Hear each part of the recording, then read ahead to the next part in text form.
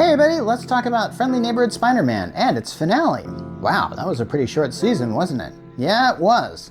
And a lot of stuff happened. And this is one of those shows that I actually watched every week. It wasn't one of those where I just binge watch it as soon as it was over and then I can give my full feelings on it. No, you can watch my thing where I talk about at the beginning of what I really thought about the show initially in its first 2 episodes.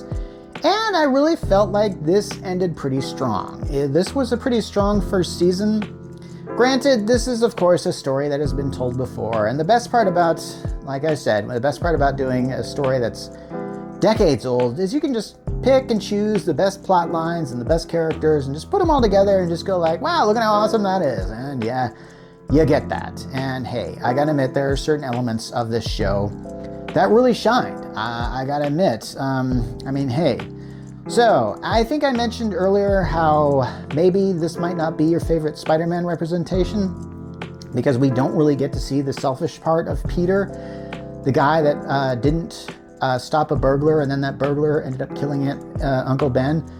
Apparently Uncle Ben died of natural causes or something like that, so yeah. And, but I'm going to say this, and I'm going to get into some spoiler territory, because I think I mentioned this at the beginning of, excuse me, that was the first time that's happened, on a 10-minute rant. Anyway, so the beginning of Spider-Man opened up with a fight between Doctor Strange and, I guess, a symbiote from, like, the one Venom has. And here's the thing, the show knows that we know this, but the characters never really learn this. So when it opens up there, we find out that that is actually some sort of weird time breach. Now, I don't know if I really... It seems like this happens a lot on shows. I actually think I mentioned this about another show I was watching. Oh yeah, that Simpsons Fast and the Curious show, in which, like, how a thing that time travels actually causes something that happens. And so here's the thing. This is something that shows up on only the last 2 episodes of this show, because we meet Norman Osborn, who we all know becomes the Green Goblin. Now, the show doesn't do that this season, and I don't know if it will ever do that, because apparently this show is doing its own thing. And that's fine. And if they don't want to go that direction, I don't think they really have to. I don't really know if this show has a long-term plan like that. This is probably one of those shows that's going from season to season. I doubt this is going to be its last season. I feel like there's a lot of things they left deliberately, a lot of threads they left deliberately unsnipped because of that, and I'll get to some of those.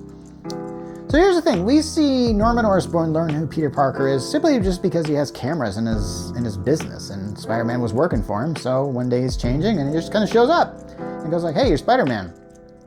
So from there, Norman becomes basically Peter's guy in a chair. And then his son, Harry, finds out, and then Harry becomes the guy in a chair. And then Harry accidentally leaks to Spider-Man's best friend, Nico, that he's Spider-Man. So there's a lot of cast members here. Spider-Man is best at having a supporting human cast.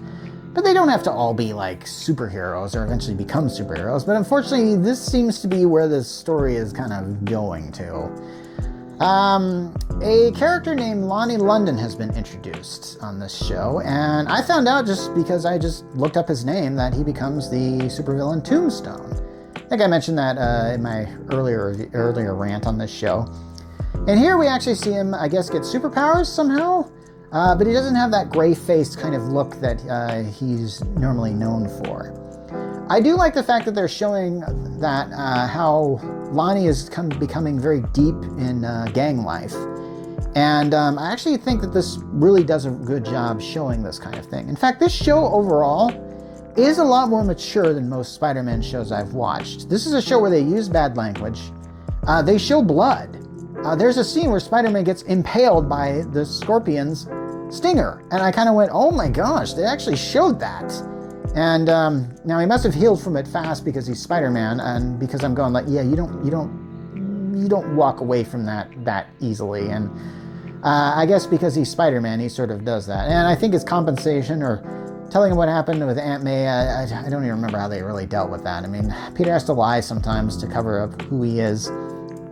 And I kind of hate that he has to do that, but yeah, I guess that's the price you pay for being Spider-Man. And the show does deal with the fact that, yeah, Peter has a high price to pay for what he does. That seems to be one thing about Spider-Man that shows up on this show that, honestly, I think they do rather well. Hey, what can I say? So, in seeing this sort of new type of Spider-Man, what do I think? Well, eventually we get to see him in his traditional outfit. The show was building up that he had these other sort of outfits on there, and I don't know if that was smart. Now, let's get back to Norman Osborn, who's been helping him out all the way. It does make sense that for Spider-Man to be Spider-Man, he'd have to have $1 billion backer. Here's the thing. Do I like the fact that that is happening? Well, it does realistically make a lot of sense. How is he? I mean, do we really expect that Peter just made the outfit by himself?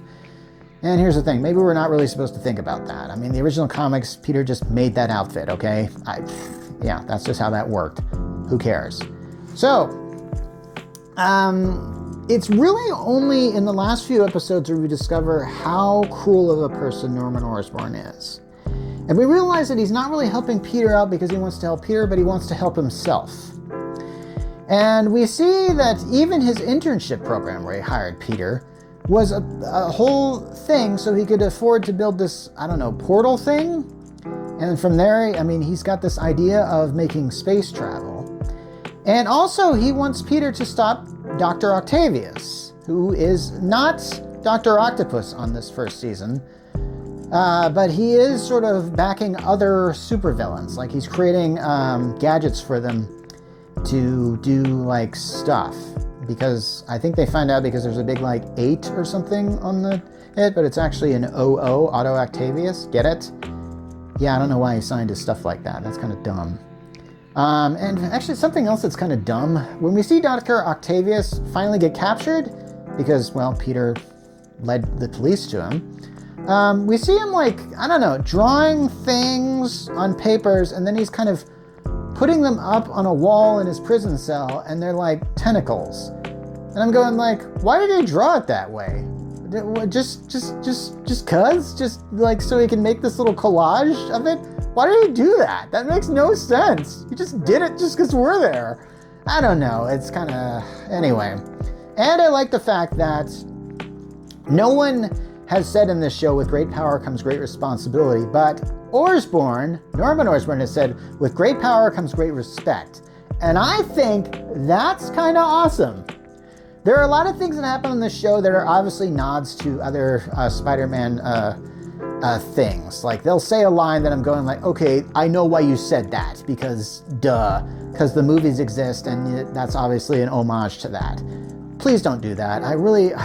You really shouldn't do that. You can't just always bank on what was gone before. Try and do your own thing. And there are several places on this show where it does its own thing, and it does them really well. And if they kept that up, that would be great. And I think they kind of are, really. There's a lot going on this season, and I feel like there's a lot of plot threads that really sewn together. And to see that, and it kind of ends with Petey basically saying, I can't trust Norman Osborn anymore. So is that going to lead him to become Green Goblin? I don't know. Because I think Harry becomes Green Goblin later. Oh, yeah, this gets really messy. Yeah. So, and I think Harry's going to start a company that's going to help Spider-Man, which I think is kind of great. But does Spider-Man always need $1 billion backer? I don't think he should have one. But I do like the idea of him having a guy in a chair or something like that. Or at least people he can tell who he is, you know what I'm saying? So, oh yes, and let's address this elephant in the room. Peter Parker's father is alive. And not only that, Aunt May knows that he's alive and visits him in prison. Where are they going with this? I don't know. When it comes to Peter Parker's parents, I always felt like every time they delve into that, it feels like they're trying to retcon something in there that really shouldn't have been in there. I don't know why Stan Lee decided to open the story of Spider-Man in Amazing Fantasy 15 with him living with his aunt and uncle. Who cares? I don't think he ever had a plan of going well, what happened to his parents? Oh, this is where it gets interesting. I don't really give a darn about what happened to Peter Parker's parents. It's never done well, it's always a retcon, and it always feels like that. Stop doing it.